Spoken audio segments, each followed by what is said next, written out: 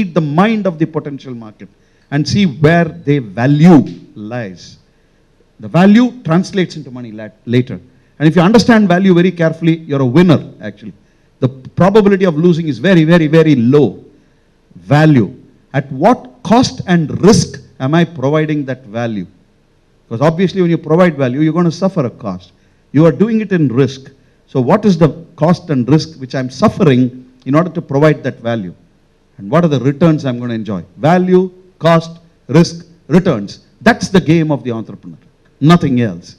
And on the other side, the personal side, which I've been sharing with so many students, there are only 4 words which are important for you. Am I effective? Am I efficient? Am I excellent? Am I ethical? Nothing else matters. If you marry these 2 concepts, value, cost, risk, and returns, effectiveness, efficiency, excellence, and ethics, there is no way you can fail, my dear friends. No way. That's all. Yeah. Thanks a lot.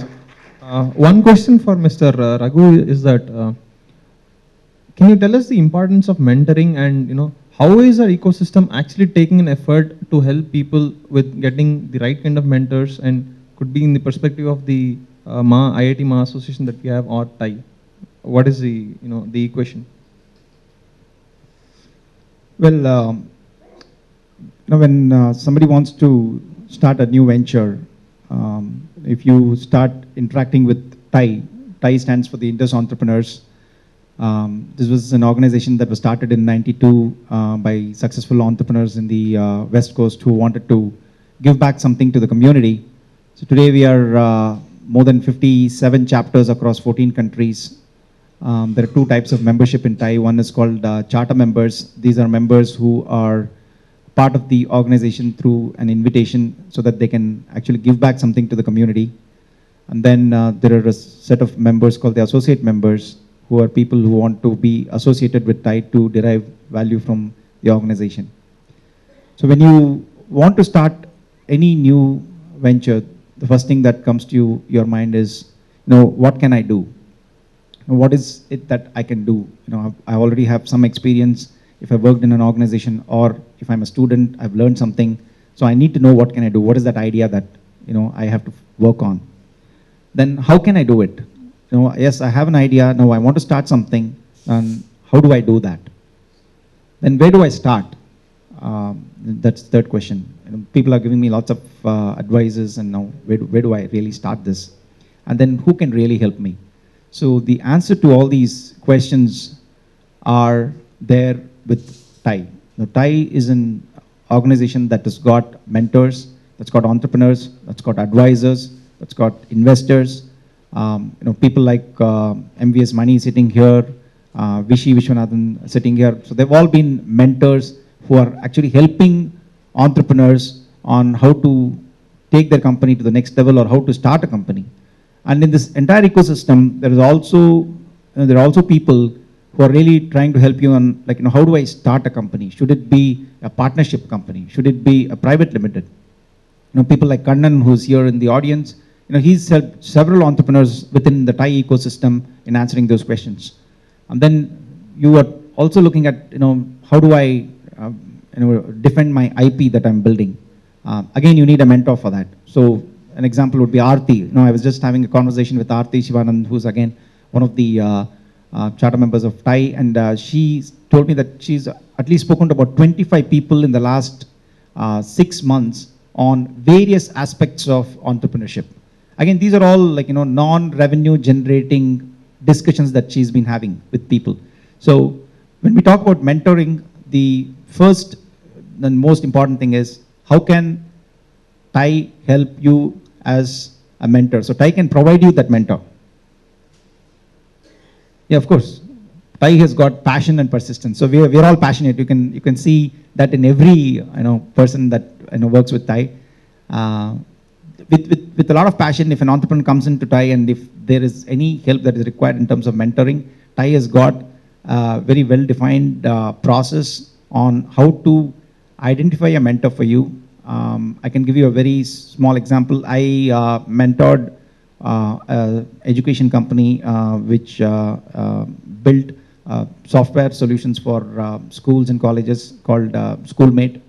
And one of the tasks that I had undertaken was, how do I help them to raise the initial round of funding, and how do I help them to get a few customers? So mentoring can even be, the various aspects of mentoring, you can even define, like, what do I get from the mentor? Is he going to help me in product development? Is he going to help me in getting customer? Is he going to help me in raising money? So there could be a lot of areas where, mentoring comes into play.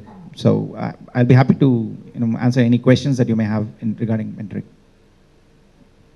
Now I think we'll have the Q&A session. The floor is open for questions from the public.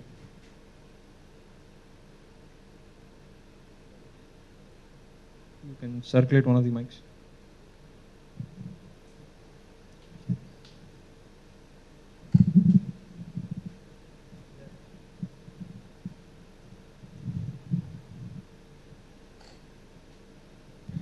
Hi, good evening.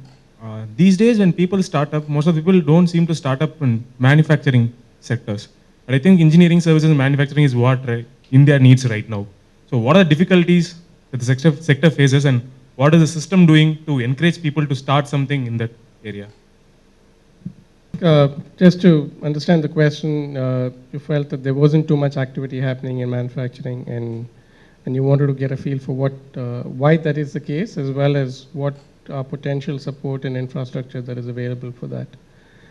I mean, so I think, again, this is going to be my hypothesis. This may or may not be the right answer, but I guess a lot of the entrepreneurs, I've seen two approaches to people, coming up with ideas. One is to try and go with the assumption that, listen, there's not too much to discover, why don't we try and take things which are already available in more developed or developing economies and see if there's an opportunity for you to tweak or make that adaptable for the Indian context. So to that extent, we've seen a lot of entrepreneurs come with ideas of taking e-commerce solutions where you're trying to take brick and mortar solutions online, be it books or be it movie tickets and so on. And so all I'm suggesting is it could be a trend of people trying to follow something which has been happening elsewhere. The other could also be just the difficulty in putting up some of these businesses by 1 or 2 member teams. Typically, a manufacturing setup does have a certain amount of capex or capital investment which needs to go in right up front and needs to have a fairly larger team. So for 1 or 2 people to come up with it may be seemingly difficult, which could be another rationale for why I'm not seeing that many as before. But I think from a support or an infrastructure, I've always seen that I don't think there is a lack of it. I do believe that there are enough public sector banks or enough venture capitalists or enough funding agencies which understand the market potential in either engineering services or manufacturing. But I think it's a question of entrepreneurs wanting to build it and come right up. Having said that, we've also seen a fair amount of engineering services companies come out. Given the whole energy demand supply gap, we're seeing a lot of engineering services coming and trying to address different facets of solar or alternative energy there. Yeah, but I'll also let the other panel.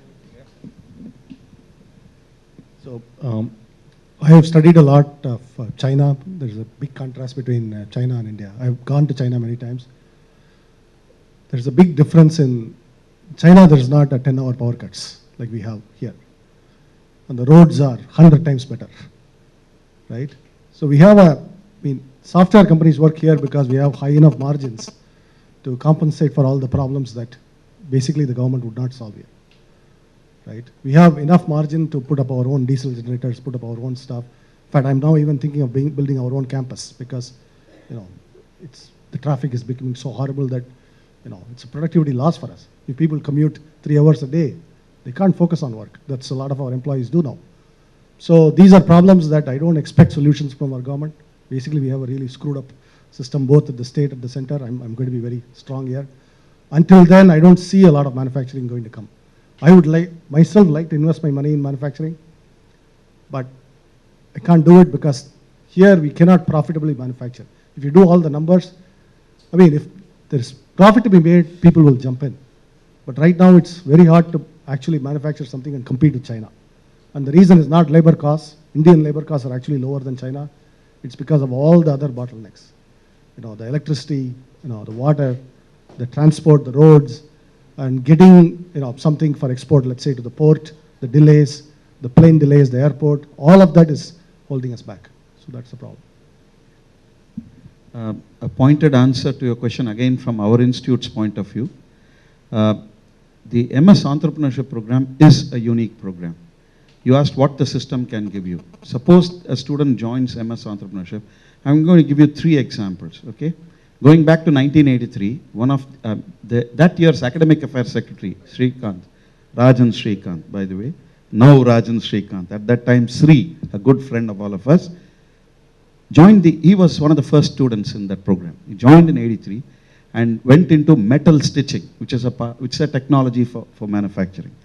Of course, he got a Schlumberger job and therefore left. Otherwise, he would have gone the whole length. Another interesting example is, I think it's a Nair, who completed his program in fiber reinforced plastics manufacturing, and he's doing very well right now. He's a well-known entrepreneur in FRP business. Okay?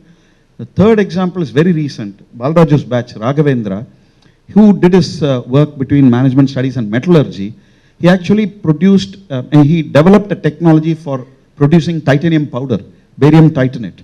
And a couple of experts who came for his Viva was, he said, this guy is sitting on a diamond mine. But the problem is he didn't want to take into entrepreneurship. Now what do? He's got the technology, and the experts are saying, industry experts are saying this guy has done exceedingly well. The technology is proved in the lab level, and even he scaled up and showed that you can actually ramp up beyond lab level also. That was also shown, but that's the way it is. So the support is, you have the labs of IIT Madras, you have the faculty of IIT Madras. Do you have the guts to join the MS Entrepreneurship Program? Full stop. Okay. Any more questions from the audience? Good evening. Actually, this question might be relevant to the audience here because I would like to know from the panel, how feasible do you think starting up immediately after graduation is? Because I conducted a study recently with colleges in Chennai, primarily in Chennai, some of the NITs and IIT, as well as city colleges in engineering. And there's a lot of interest in entrepreneurship. One of the other questions we tried to see was programs such as these, Entrepreneur Connect initiatives at IIT campuses as well as other campuses. How effective are they in getting people interested in entrepreneurship? And if so, are people actually taking that as a career option after graduation? And interestingly, the result was that people are looking at a 5 to 7 year horizon of starting up after graduation. And to the question of why they would like to do that, they'd like to work for 2 years to gain experience. One thought that capital would be the reason people would cite. But what people cited was that they would like to gain industry experience before starting up. So with the audience here, I think a question relevant to be discussed here is how feasible it is to start up immediately after graduation. I think I myself would like to answer that question because, there are 2 things that I want to say. One is, can students start up right after education? Definitely yes. There's no rule which says you need to start up at certain age. I mean, in fact, I have done it before education, so that's even better. The other thing is, does our ecosystem have enough support for a student to start up? Is it even correct decision to even start up? Well, entrepreneurship is not a career choice. It's a choice of life. You're making a different choice of life. So it's like, if you choose to become an entrepreneur, you're just choosing not to go for a job. So going for a job is a different life. An entrepreneur, it's an entrepreneurial life. You're not becoming an entrepreneur. It's an entrepreneurial life that you're going to lead. So it's perfectly okay to start up. And the 3 things that every person should ask himself if he has before he becomes an entrepreneur. One is a strong desire to become an entrepreneur. And I would say the second is a very strong desire to become an entrepreneur. Third thing is sensible thought. That's where a lot of people, start up and maybe probably in 2 years realize it's going nowhere. There's something called sensibility that education imparts us, which is not in the books, but that's what at least the IIT education system imparts us very strongly. I think if you have that, you will definitely make an entrepreneur at some time. And I'm sorry, sir. Yeah, probably you could join the MS Entrepreneurship course also, but that's okay. I think I'll call upon Balaraju also to add some points over here. Yeah. No, I just, Devante, I also wanted to point out the fantastic role the alumni have played. Please understand that both C5 and C-Tides are supported by alumni formally. Professor Nagarajan is there. The 1981 batch, am I right, and then later also, 86 batch or 84 batch and 81 batch, that's his own batch, have supported C5. And C5, you can actually, all of you know, you can go and work there in manufacturing. I'm just responding to this question. And you're looking at a person who is a student, who is an entrepreneur today. His company is called Desto. I mean, what are we talking about? I'm giving you I'm giving you hard evidence. You're looking at a student who is an entrepreneur, whose company is doing very well. I know, my suspicion is there are about a dozen companies running out of the hostels done by students into various things, including intellectual work. Are you understanding? So it's not a question of doing after passing out, now during studentship, as he correctly said. And you have the MS Entrepreneurship program, which actually designs you to be an entrepreneur. Are you getting it? So what are we talking about?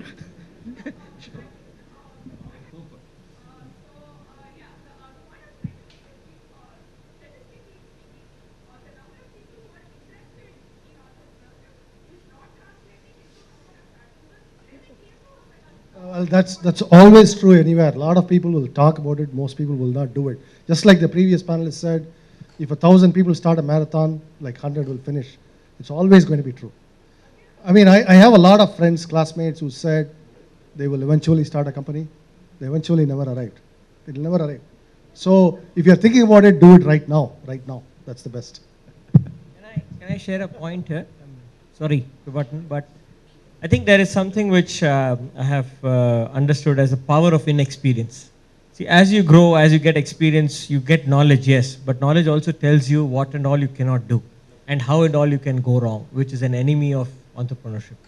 So this power of inexperience can come only with an experience. So that's a big advantage. That's why many of his friends who wanted to do it didn't do it, because they become knowledgeable. You know, when I got started in software, I had never written code. I mean, I avoided, in IIT, I was in electrical engineering. Our only course was Fortran programming, pretty much. My PhD was, I proved some theorems.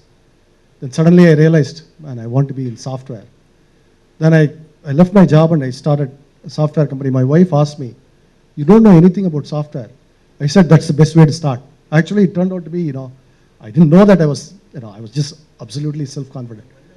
Absolutely self-confident. That's the only thing I had going. So I had no knowledge about software, but now we're here. So that's why I would say the best place to start, if you're thinking about starting, do it right now. And even if it's a failure, get it over with, because in 1 or 2 years, you will know whether it's going somewhere. And that's a great experience. And as I said, I'm very happy to hire people who have had failures, because they are the ones who make me the most money. So one important point I want to add is, you need to have one decision which is based out of gut. The decision is you need to forget first 2 years of your salary when you graduate. Most of you end up 10 to 12 lakhs per annum, and you can't take a decision to forgo that salary. If you can forgo that, I think you're done. You're ready to be an entrepreneur. Most of us cannot take the decision, because many of my batchmates, when I was doing MS here, that time Bloomberg gave a huge offer, 90,000 USD in 2007 batch. And even Lehman Brothers, before it was collapsed, it used to offer huge amount of salary. So it was very tough for me to stick back. So if you are able to decide to say, I won't take up a job and I want to be an entrepreneur, first 2 years salary, if you want to forego, you'll get multiple times in the long run. That's a strong decision, and many of us cannot make because of social pressures. Many will ask you how much you are earning money. It's going to be very tough. I actually find it even tougher even to get married. So you can imagine. So that's the challenge you get. And it's going to be a lot of, my wife is sitting here. So initially I found it very, very tough to get married, because I'm an entrepreneur, and out of IIT, I cannot tell what my salary is, and imagine how people would react. So this is the biggest fear. Then other than that, if you want to look at technically, if you want to win as a student and as a fresh graduate, you need to look at your core competence and identify I would say, right place or rest of the team members whom you would call mentors or right team members who can form a best team and build a good business.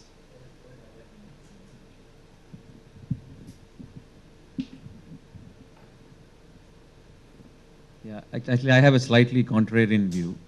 There is actually no real right time to start up. Okay, I am the example of that. Secondly, a lot of the work and problems need to be studied a little bit in depth. And I'm an alumnus here, and I know we learn lots of things here, but there are still a lot of things that need to be more deeply studied. So a lot of ideas and companies have come from deep research work and some of the leading colleges and universities of the world. So if you have an interest in that, I would strongly advise you to pursue that and see where that leads to. Our panelist here himself is very, very highly educated and preferring to duck that. Sridhar, that's you, right? So there are many ways to, as the old saying goes, there are many ways to skin a cat. Maybe studying entrepreneurship with Professor Ganesh may be one of them. But it's a little bit risky. Actually, when I first heard of the program, I thought it was an oxymoron, but maybe there's something to it. It's a research-based program. I think we can take one last question from the audience. Yeah, a quick question. Why aren't there many women entrepreneurs? Recently, I have been doing some research on entrepreneurship, especially in India, but I don't see many women coming up. Do they start and fail, or do they don't even start? I'm not sure whom to direct this question to. That's one of those things where there's no way to give an answer and then ever walk out alive. But but the truth is, I mean, I'll give you my difference between me and my wife. My wife also now actually runs a company, right? She started about 6 years later than I did. We are the same age. We had the same educational background. So why did she start 6 years later? Simply because she assumed you need a lot of experience, you need a lot of this. After watching me, she realized you don't need any of that. I mean, I proved it to her. I told her, you don't need any of that. She wouldn't believe me. In fact, I told her once, actually, this was funny because we used to have a conversation. She used to go for a job and I said, join me. It would be better for you. She said, you are just arrogant. That's what she said. 6 years later now, she has started a company. She agrees that I was right and she was wrong, and she should have listened to me. And the reason is, women are just naturally much more cautious. That's all. I think that's all it comes down to. It's not about intelligence, it's just about caution. And I observed it in practice, right? Just the caution, right? What will happen? Nothing will happen. Actually, you will know. If I had failed, I would have probably got a job. You would never have heard of me. But we just overthink it, right? And I think women overthink it, overthink it. That's, I think, the reason. Mrs. Balraju, please watch out for what he said. No? Well, I have one experience to share. In the organization that I'm involved in called Datri Blood Stem Cell Donor Registry, we recruit unrelated donors. These donors become part of the registry, and we have 19,000 donors as of today. And when the time is right and when there is a genetic match, we go and approach the donors to come forward to the next step, which is actually, they need to go through a couple of steps in going through a medical test and then actually donating peripheral blood stem cells. What I found is that till today, every single woman donor that I have contacted who is a genetic match, and in the first place when they want to be part of the registry, they fill up the application form, they do all the steps. But when the time comes, there is a lot of social pressure that they are under, at least the women that I have spoken to, which is one of the reasons why they are unable to donate. If they want to go through the next step, some of the women have gone to the second step, which is to go through the entire medical checkup. But when it comes to donation, they've backed out stating reasons where, my parents are not going to agree. My brother, my sister has got a problem. My husband has a problem. So what I would like to state here is anyone, whether it is a man or a woman, can be an entrepreneur. I see them equally. Honestly, I see them equally. They're all capable of doing it, except that if the woman can convince the parents, convince the brothers and sisters, convince the husband, and any other friends that they need to convince, then convincing herself is, again, that's an entrepreneur. I mean, you've convinced yourself, but you're not able to convince others, then you're stuck there. So if you're able to do that, I think any woman can be an entrepreneur as good as a man entrepreneur. I have this question for Mr. Raghu and Mr. Vishesh from the early part of the discussion. About talking about mentorship and investment support for startups or entrepreneurs. Why aren't we reaching out to entrepreneurs the way we should be reaching out? If so, are we even heading towards that? Are we making efforts to actually reach out to people who are seeking help? I can give the perspective from an investor standpoint, and I'll let Raghu talk a little more about TiE. So I think one of the things we attempt to do as VC firms is to try and associate with people such as a TiE or such as incubator setup. We at least specifically at Venturies, we work very closely with the IIT Tenet group of professors, where we try and get and partner into associations such as these to reach out to entrepreneurs. Often enough, we may not find the right opportunities or the right people, but I think what we at least believe is in investing for the future, and maybe investing even in spending time with people and trying to help them think through some of their problems or some of the business solutions that they're looking at. So one of the approaches we at least do is we try and partner with research organizations or entrepreneur networks such as a TiE, where we get an opportunity to meet young or old entrepreneurs or entrepreneurs themselves are looking at different value propositions. In terms of what TiE has done, I can give you an example. TiE runs a My Story session where successful entrepreneurs come and speak, and these kind of events are held either in an IIT or in the Lila Institute of Business Administration. So there is an opportunity for a lot of students as well as a lot of aspiring entrepreneurs to interact with some of the successful entrepreneurs who come and share their story and their vision. And I think there's a lot of, in the ecosystem, there are a lot of organizations that are helping out identifying entrepreneurs. I mean, especially one of the organizations is NEN, the National Entrepreneurship Network, where several events are conducted, trying to help somebody come up with an idea, present it, plus a lot of business plan competitions that take place, not only with TiE, but with several other organizations. I think that helps people to come out and actually start writing a business plan. And then when you start putting something on paper, then your idea starts getting developed while you spend time on finishing that. So I think I wouldn't say that we are not reaching out. Maybe if that is a perception, then I think we are doing a bad job, and we're being very secretive about the brand called TiE. And I think here maybe I should learn something from Professor L.S. Ganesh, who did such a good job on promoting the MS in entrepreneurship. So I would like to learn something from him. Thank you. We're running short of time, so with this we'll come to the end of the panel discussion. I think we have very strong takeaways from this discussion, starting with some of the facts like, you don't need to think big to start. You just need to think something simple, have short-term goals. I mean, the good point of having short-term goals, which I personally believe is that when you accomplish them or when you even get closer to them, you get a lot of motivation to actually, reset your goals somewhere ahead. I think that's a very good takeaway that a lot of young entrepreneurs will have. And of course, the ecosystem, the educational ecosystem, let's just talking about IIT Madras, we have a very strong support in terms of academic support or even infrastructure support in the form of CTITES or a very good labs, of course, Center for Innovation, which promotes prototyping to a very good extent. And of course, we have a great set of alumni who take all the efforts to come down and help us with all the activities that we want to start up with. That's really great.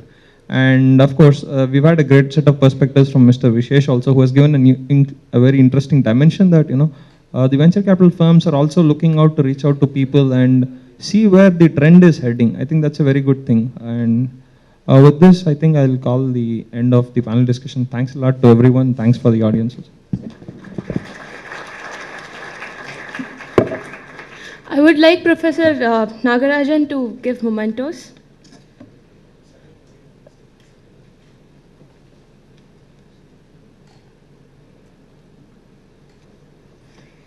Mr. Madhusudan and Mr. Rajgopal.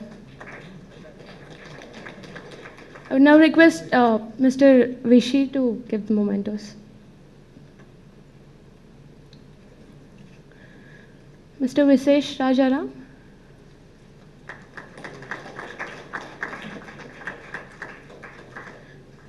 And Mr. Rajgopal. Oh, sorry. Professor L.S. Ganesh.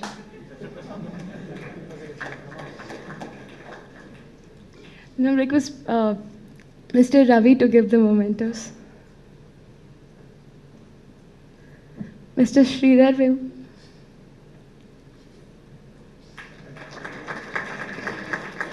And Mr. Balraja. We now request Mr. Vishy to give the vote of thanks. He's a 1972 batch alumni of IITM, and he was the past chairman of the mentoring committee of IIT Mo, and he's the current executive director of TIE.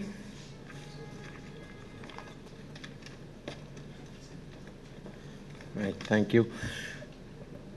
It's now my pleasant task to propose the vote of thanks, but we are probably 20 minutes late, so I'll make it brief.